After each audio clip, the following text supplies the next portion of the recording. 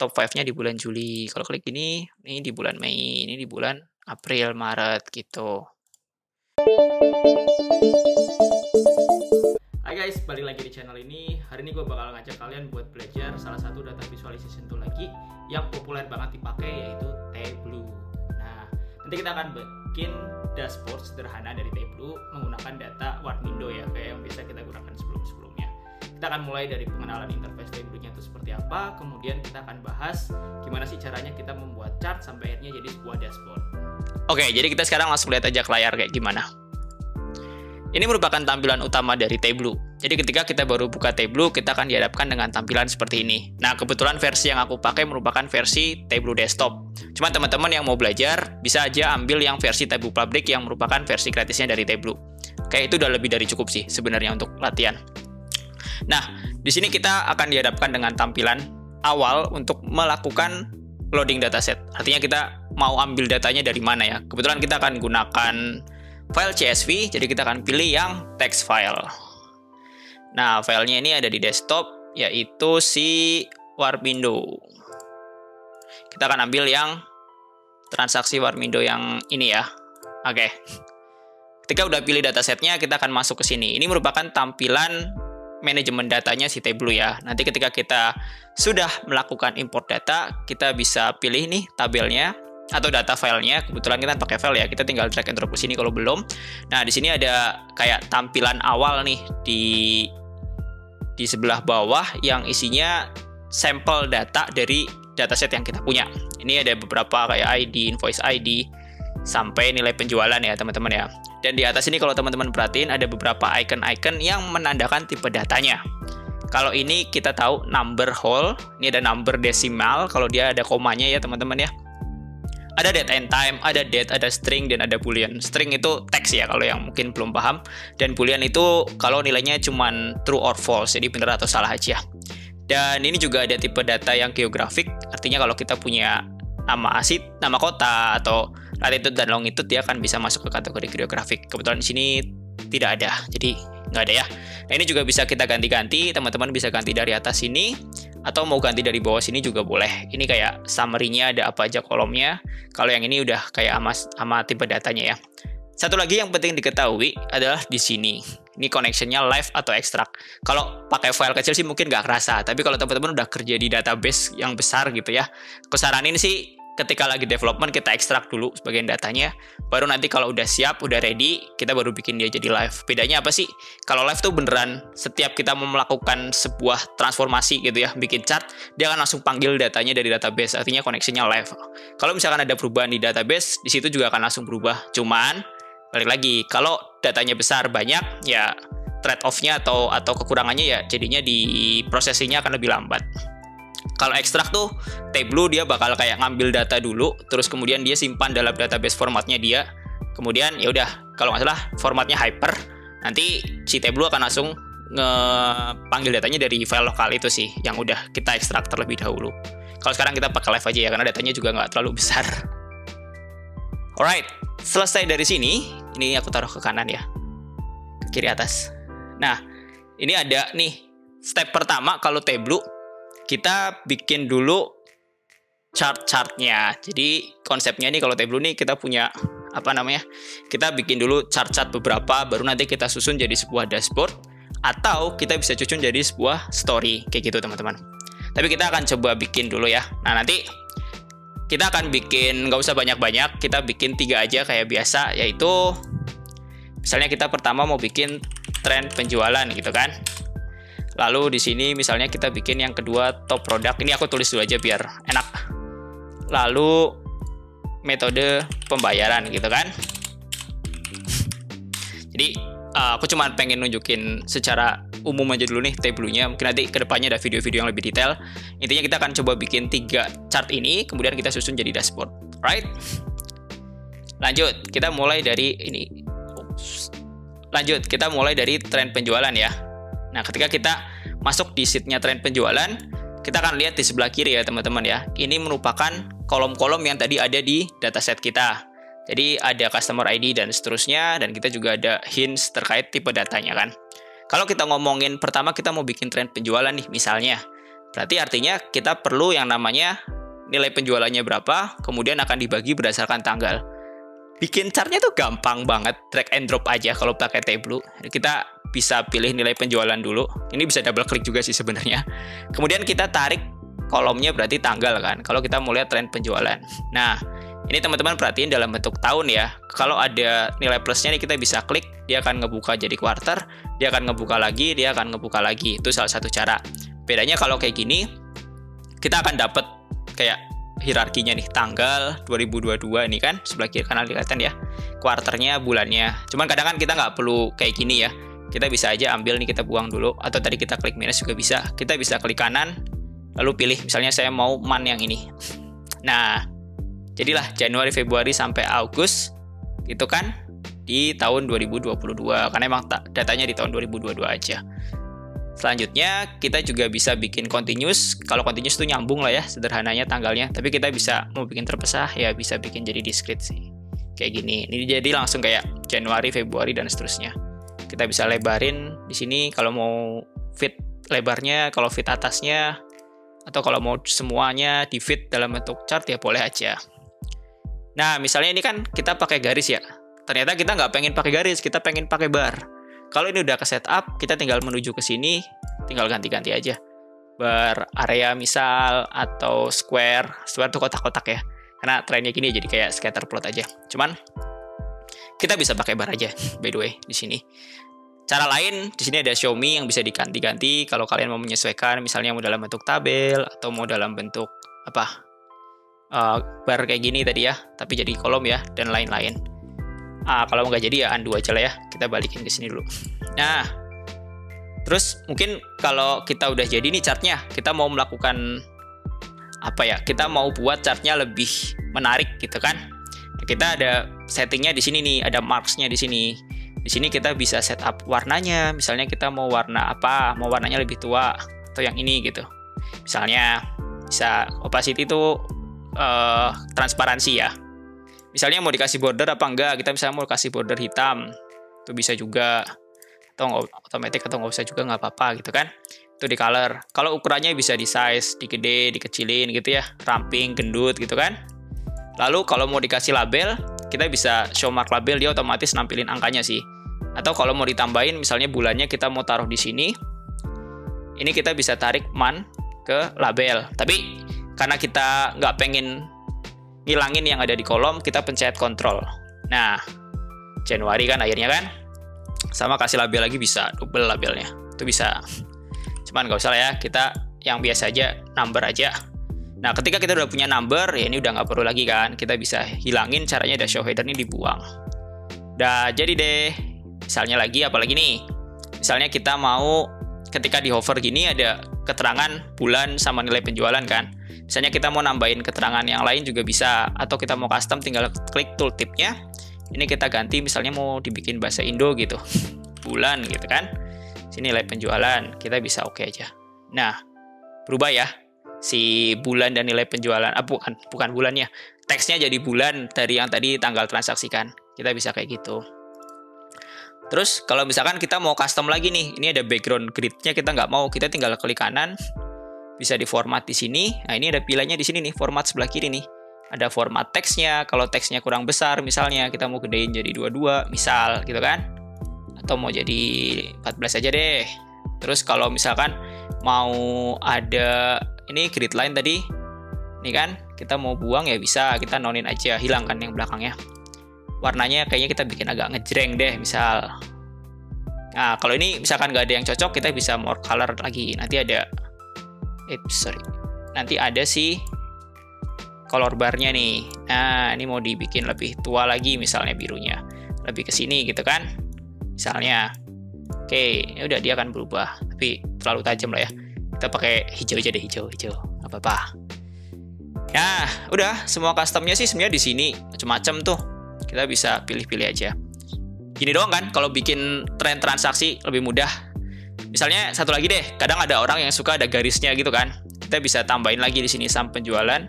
Jadi ada dua, yang satu bar juga, tapi ini bisa kita ganti jadi garis, ya. Misal warnanya dibikin kuning kan. Terus kita mau jadiin satu. Ini ada fungsi namanya dual axis.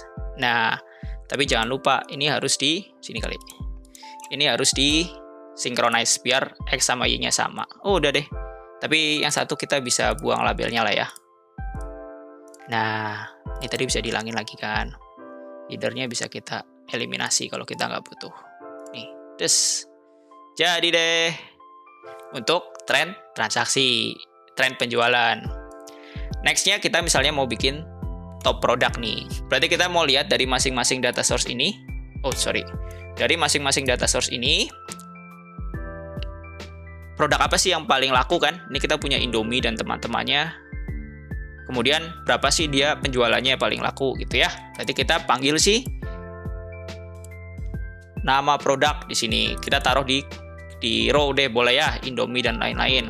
Kemudian kita mau hitung si quantity atau jumlahnya. Oh, udah deh jadi. Kita bikin besar aja. Set.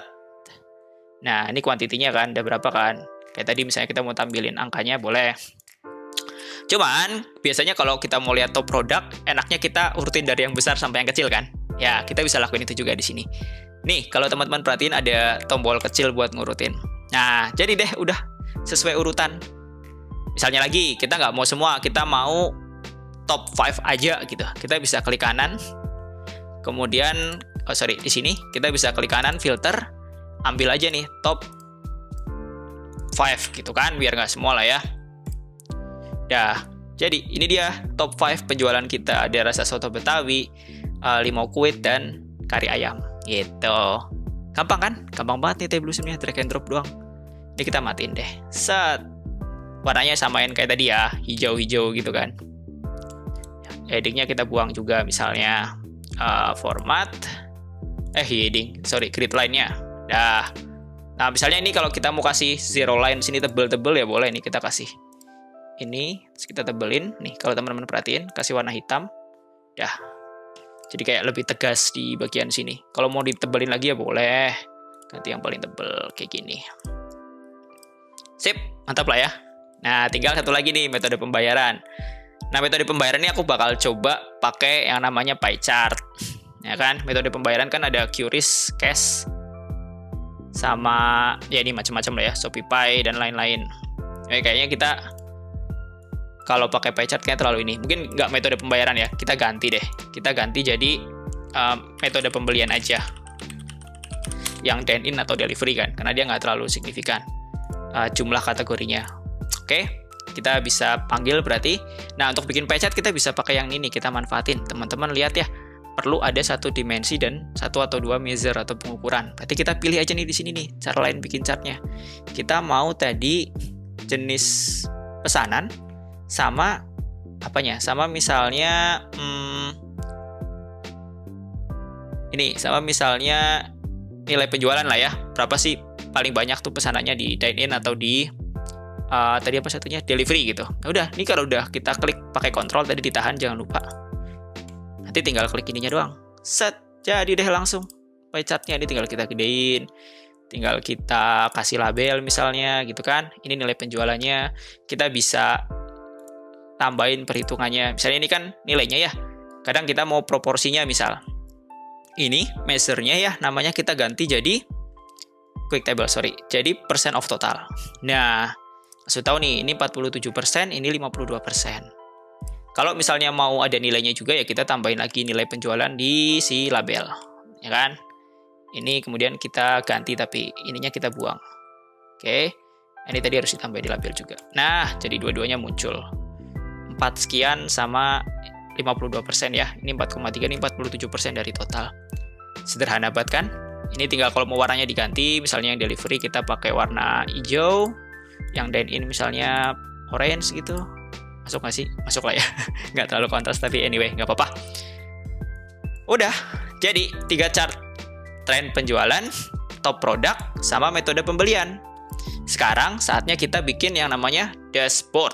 Nah, caranya ini teman-teman tinggal klik nih. Ada 3 pilihan kan di sini. Ada ini chart, worksheet, ini dashboard. Kita pilih yang dashboard. Konsep dashboardnya Teh Blue itu dia kayak ada kanvas yang bisa kita pilih ukurannya. Misalnya kita mau pilih pakai ukuran Full HD gitu ya. Ada nggak sih? Nggak ada ya. kita bisa custom sih.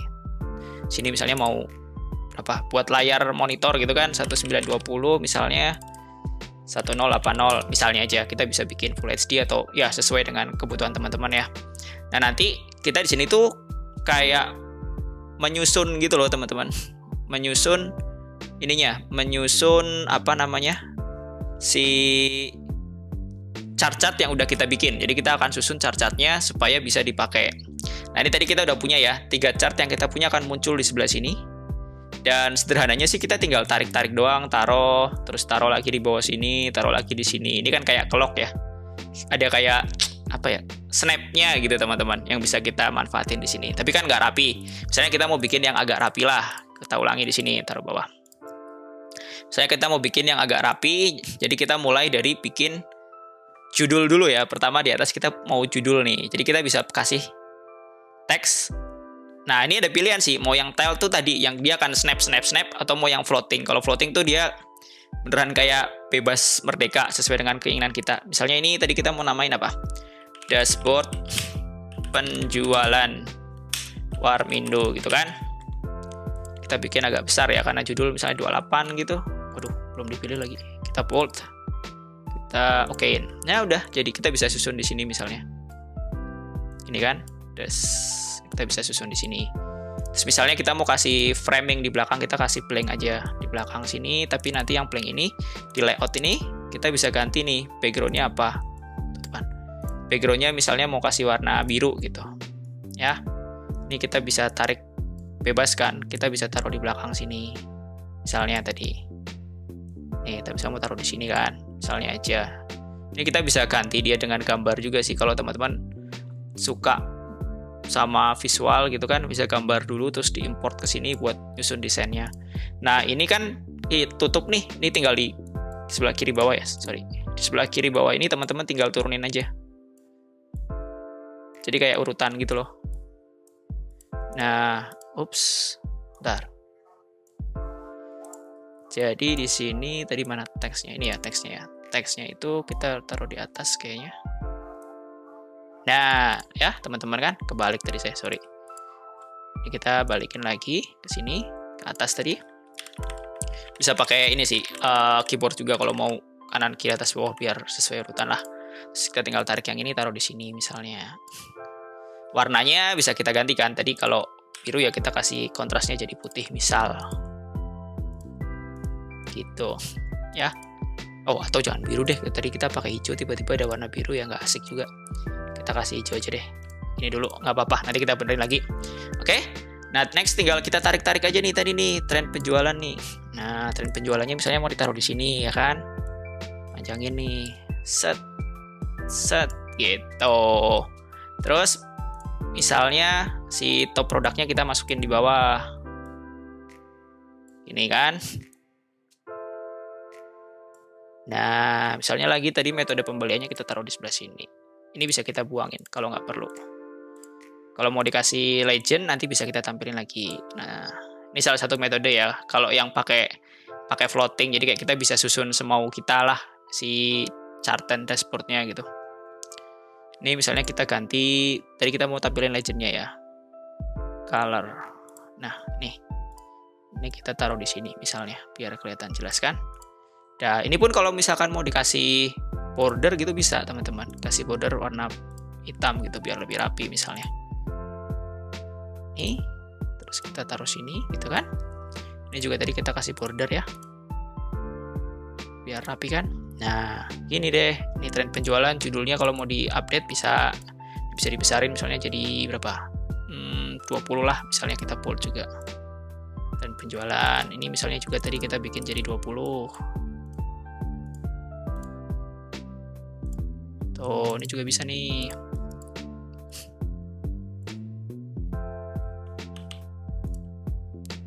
Oke.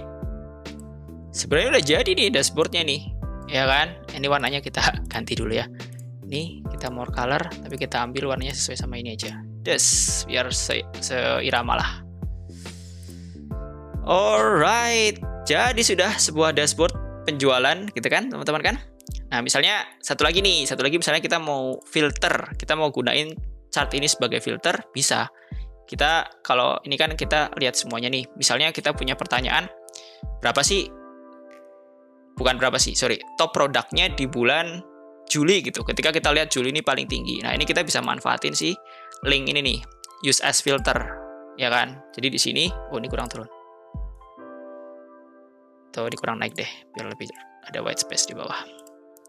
Nah, di sini setelah tadi kita use as filter, ketika teman-teman klik salah satu data yang ada di sini, dia akan memfilter ke semuanya. Misalnya ini Juli nih.